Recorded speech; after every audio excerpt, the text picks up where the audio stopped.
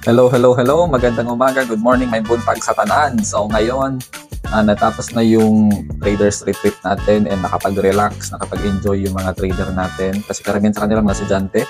So pinag-relax natin sila.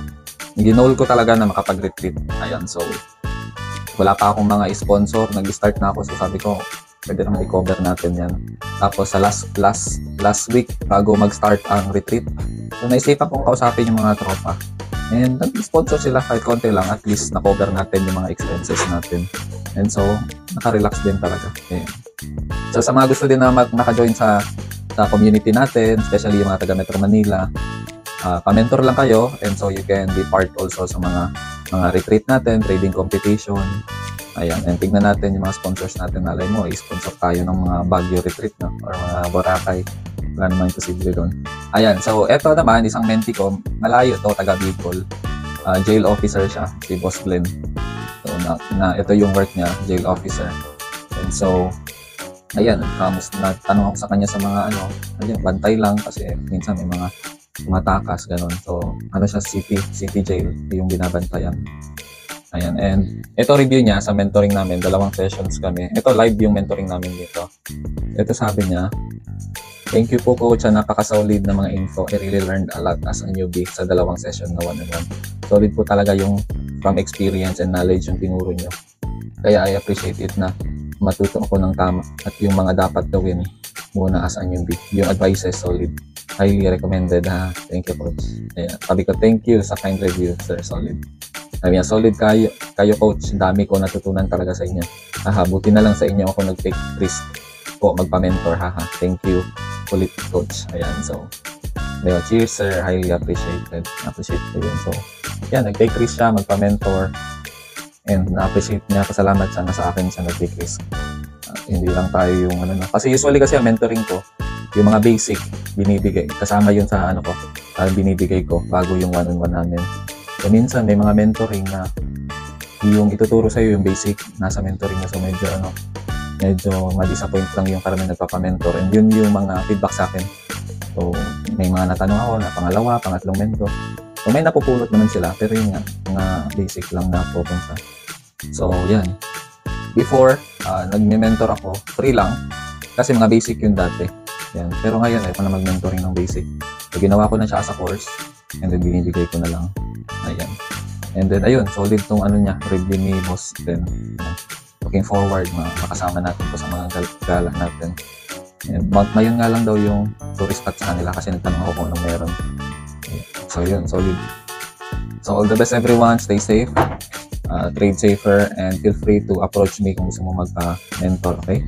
And then 2 na yung account ko, meron akong backup account. Yung isang account ko, 71,000 yung followers. Madami yung backup, no? Ayan, so yun yung pangalawang account ko. And then ayan, meron akong trade kahapon. Ito yung trade ko kahapon.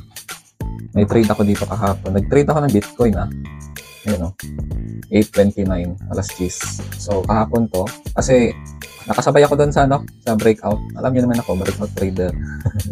So nakasabay ako sa Bitcoin. Ayan, sa BTC trade ko. And then naka-trade ako ng SUI din. BTC SUI USDT position.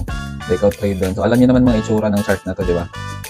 So tagal na hindi kumilos ni Bitcoin, and ito din. So naka-trade ako. So basically ito, magta-trade ako nito at least every 2 days. Ito yung sabi ko dito. Tagal na ako dito mga joint days, 237 days na ako dito.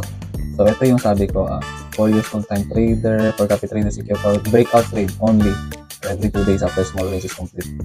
We trade big range for the rest.